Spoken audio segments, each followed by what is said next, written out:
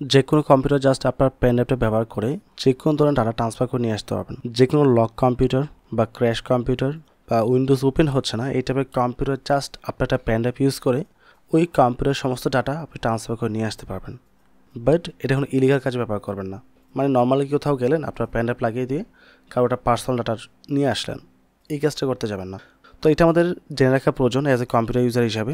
যদি সামহাও আপনার কম্পিউটার কোনো প্রকার ব্লু স্ক্রিন এরর চলে আসে অথবা আপনার কম্পিউটার ওপেন হচ্ছে কোনো একটা কারণবশত উইন্ডোজ সেটআপ ছাড়া সলভ করা যাবে না, ইভেন এমন হতে পারে অনেকে লং টাইম কম্পিউটার ব্যবহার না করলে পাসওয়ার্ড ভুলে যায়, সেই ক্ষেত্রে আপনি জাস্ট একটা পেন ড্রাইভ ব্যবহার করে ওই কম্পিউটার ওপেন করতে পারবেন। কোনো প্রকার পাসওয়ার্ডের প্রয়োজন পড়বে না। ওপেন করে আপনার প্রয়োজনীয় যে ডাটাগুলো আছে সেগুলো মুভ করে ট্রান্সফার করে দেন আপনি উইন্ডোজ সেটআপ করতে পারেন। তো বিশেষ করে সি ড্রাইভে যে ডাটাগুলো থাকবে সেগুলো নষ্ট হবে না। অ্যান্ড লাস্ট কিছুদিন যাবৎ অসুস্থতার কারণে রেগুলার ভিডিও করতে পারি নাই, বাট ইনশাআল্লাহ এখন থেকে আবার পুনরায় রেগুলার ভিডিও আপলোড করা হবে। আজকে যে বিষয় নিয়ে কথা বলছি এটা নতুন ভিডিও না, এটা একটা ওল্ড ভিডিও, জাস্ট ওই ভিডিওটা এখানে অ্যাড করে দেব। এখন এই কাজের জন্য আপনাদের অপারেটিং সিস্টেম প্রয়োজন পড়বে, সেটা হচ্ছে অবন্ত অপারেটিং সিস্টেম। মেবি আপনারা অনেকে এটা সম্পর্কে জানেন, বাট এই অপারেটিং সিস্টেমটা সেট আপ না করেও কিন্তু রান করতে পারবেন পেন ড্রাইভ থেকে। সো প্রথম আপনারা অবন্ত অপারেটিং সিস্টেমটা ডাউনলোড করে নেবেন। সো আমি একটা ব্রাউজার ওপেন করছি, ব্রাউজারে এসে অবন্ত ডাউনলোড লিখে সার্চ করছি, তারপর ওদের ওয়েবসাইট চলে যাব। এখানে আমরা অ্যাকসেপ্ট করে দেব, তারপর ডাউনলোডে ক্লিক করব। এখান থেকে ডাউনলোড নাওতে ক্লিক করব, এটা নিচে ডাউনলোড হওয়া শুরু করে দেবে। আর যাদের আইডিএম আছে তাদের আইডিএম দিয়ে ডাউনলোড হওয়া শুরু করবে। ওকে, সো আমার এটা অলরেডি ডাউনলোড করা আছে। এই হচ্ছে অপারেটিং সিস্টেমটি। আমি এখন এটা দিয়ে কাজটা করব। এটা খুবই জটিল একটা প্রসেস, তাই ভিডিওটা দেখে কাজটা করবেন। এখন আমি একটা পেন ড্রাইভ লাগিয়েছি আমার কম্পিউটারে, এটা আমি ফরম্যাট করে নেব। ওকে, এখন আপনি রুফুস সফটওয়্যারটি ডাউনলোড করে নেবেন যদি আপনার কাছে না থাকে। সেমভাবে আপনি গুগলে আসবেন, দেন RUFUS রুফুস লিখে সার্চ করবেন, ওয়েবসাইট চলে আসবে। ওয়েবসাইটে যাবেন, যাওয়ার পর দেন ডাউনলোড কোথায় লেখা আছে এই ডাউনলোড ক্লিক করবেন, উপরে নিচে ডাউনলোড হয়ে যাবে। ওকে, এখান থেকে আপনি কিপে ক্লিক করবেন। যেহেতু আমার ডাউনলোড করা আছে আমার প্রয়োজন নেই, আমি এক্সিট করে দিচ্ছি। সো ডাউনলোড করার পর রুফুস সফটওয়্যার এবং অবন্ত সফটওয়্যার পাশাপাশি একটা ফোল্ডারে রাখবেন, রেখে দেন রুফুস সফটওয়্যার ডাবল ক্লিক করবেন, দেন ইয়েসে ক্লিক করবেন। দেন আপনি এখান থেকে আমরা সিলেক্টে ক্লিক করব। সিলেক্টে ক্লিক করার পর ডিস্ক কোথায় রাখা আছে ওই ফোল্ডারে যাব। দেন আমরা অপারেটিং সিস্টেমে চুজ করব। চুজ করার পর জাস্ট আমরা স্টার্টে ক্লিক করব, দেন ওকে প্রেস করব, দেন ইয়েস, দেন ওকে। আমাদের পেন ড্রাইভটি পুনরায় ফরম্যাট হবে। পুনরায় ফরম্যাট হওয়ার পর দেন ডাটাগুলো ট্রান্সফার হবে। সো দেখতে পাচ্ছেন এটা ফরম্যাট হয়ে গেছে। ফরম্যাট হওয়ার পর এখানে অবন্ত লেখা চলে আসছে এবং আমাদের ফাইলগুলো কপি হয়ে এটাতে চলে যাচ্ছে।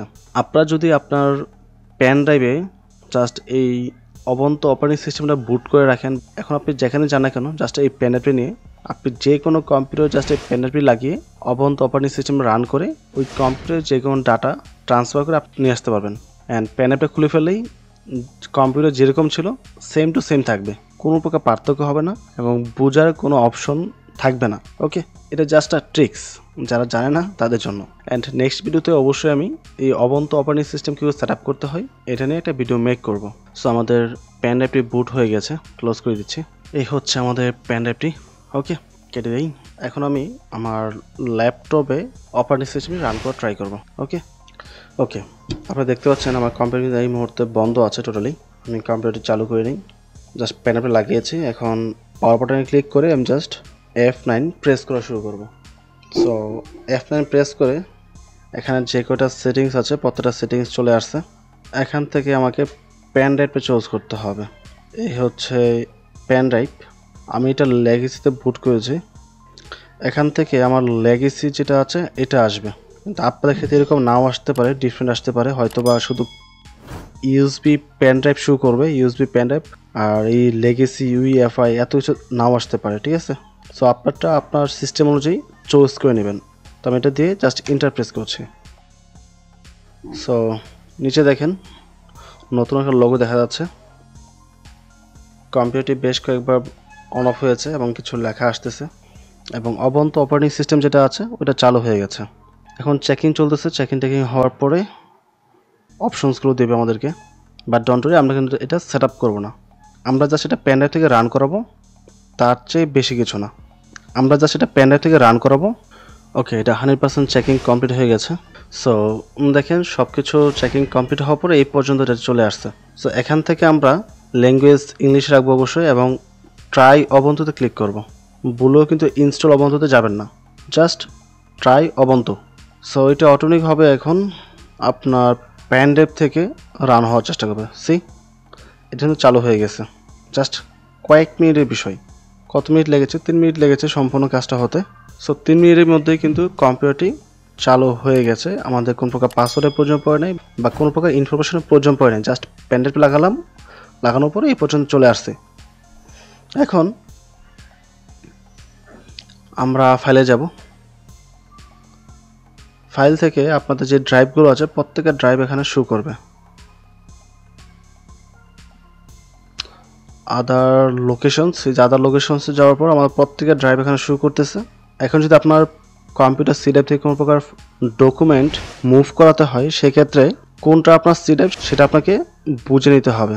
আমার সি ড্রাইভ হচ্ছে এটা এসএসডি, এটাতে ক্লিক করব।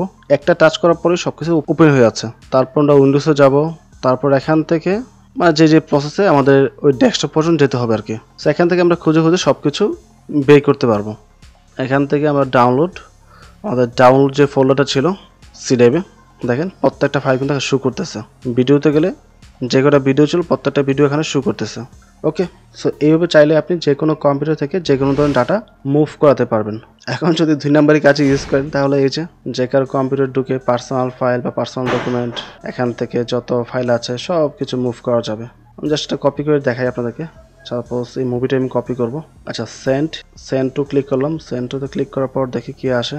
আচ্ছা, আমি এত ঝামেলা যাব না এই মুহূর্তে। এটা আমি কপি করলাম, কপি করার পর ব্যাগে চলে আসি।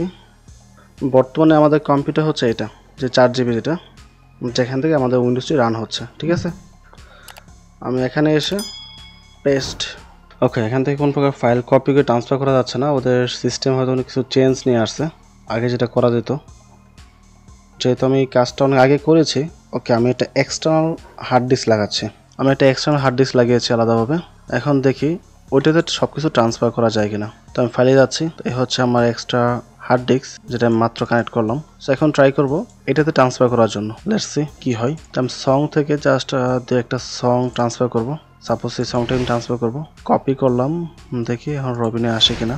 এখানে হ্যাঁ, আমরা যে পেন ড্রাইভ দিয়ে কাজটা করেছি ওই পেন ড্রাইভে ট্রান্সফার করা যাবে না, আপনাকে অন্য একটা পেন ড্রাইভ বা এক্সটার্নাল হার্ড ডিস্ক ইউজ করতে হবে। ঠিক আছে, এক কথায় বলতে গেলে আপনি যে পেন ড্রাইভ দিয়ে অপারেটিং সিস্টেমে রান করাচ্ছেন এই পেন ড্রাইভে কোনো প্রকার ফাইল আপনি ট্রান্সফার করতে পারবেন না। আপনাকে অন্য একটা পেন ড্রাইভ লাগিয়ে দেন ওই পেন ড্রাইভের সমস্ত ডাটা ট্রান্সফার করতে হবে। ঠিক আছে, সো আই হোপ পুরো বিষয়টা বুঝতে পেরেছেন। সো নেক্সট ভিডিওতে আমি এই অপারেটিং সিস্টেমের উপর একটা রিভিউ দিব, প্লাস এটা কী করে সেট আপ করতে হয় ওই বিষয়টা জানাবো। এটা কিন্তু আপনি নর্মাল উইন্ডোজের মতো আপনার কম্পিউটার সেট আপ করতে পারবেন না। যদি নর্মালি সেট আপ করতে যান তাহলে আপনার সম্পূর্ণ হার্ড ডিস্ক ফরম্যাট হয়ে একটা হয়ে যাবে এবং সমস্ত ডাটা আপনি লস করবেন, যেটা আমার হয়েছিল। ওকে, সো আমাদের কাজ তো হয়ে গেছে, আমাদের ডাটা ট্রান্সফার করা কমপ্লিট। এখন যদি আমি পেন ড্রাইভটা ওপেন করে ফেলি, এটা কিন্তু এখনও আছে, অফ হয়নি। এখান থেকে শাটডাউন। ওকে ওকে, শাটডাউন কোথায়? এই যে power of. Okay, power of করে দিলাম। ওকে, পাওয়ার অফ করার পরে পাওয়ার অফ হচ্ছে না বিকজ আমি প্যানেলটা খুলে ফেলছি। সমস্যা নেই, আমি ল্যাপটপে চাপ দিয়ে অফ করে দিচ্ছি। ওকে, আমার কম্পিউটার এখন অফ হয়ে গেল। এখন আমি পুনরায় ল্যাপটপটি চালু করছি। দেখেন তো কোনো পরিবর্তন আসে কিনা। এটা কিন্তু জাস্ট নর্মালি ওপেন হয়েছে এবং আমাদের পূর্বের যে অপারেটিং সিস্টেমটা ছিল ওইটাই আসছে। আমি পাসওয়ার্ড দিয়ে আনলক করলাম। ওকে, আমাদের উইন্ডোজটা একদম পারফেক্ট আছে এবং এটা দেখে বোঝার কোনো অপশন নেই এখান থেকে কোনো প্রকার ডাটা ট্রান্সফার করা হয়েছে কিনা। ওকে, তো ফাইনালি আমরা নতুন একটা বিষয় সম্পর্কে জানলাম এবং শিখলাম। বাট আপনাদের প্রতি জোর রিকোয়েস্ট, এই ট্রিক্সের মাধ্যমে কারো কোনো প্রকার ক্ষতি করবেন না, please don't do this. Okay, and এছাড়াও আমার ইউটিউব চ্যানেলে কম্পিউটার রিলেটেড এবং কম্পিউটার সফটওয়্যার রিলেটেড প্রচুর ভিডিও দেওয়া আছে, চাইলে দেখতে পারেন। অথবা যদি আপনি মোবাইল দিয়ে ফ্রিল্যান্সিং করতে চান বা অনলাইন থেকে ইনকাম করতে চান তাহলে এই সকল বিষয়ের উপরও ভিডিও দেওয়া আছে এবং যা আছে প্রত্যেকটা 100% রিয়েল, ফেক কোনো ইনফরমেশন আমার চ্যানেলে পাবেন না। সো ফাইনালি, যদি ভিডিওটি ভালো লাগে অবশ্যই চ্যানেলটি সাবস্ক্রাইব করে পাশে থাকবেন এবং ভিডিওটিতে লাইক এবং কমেন্ট করতে ভুলবেন না। ভালো থাকবেন, আসসালামু আলাইকুম।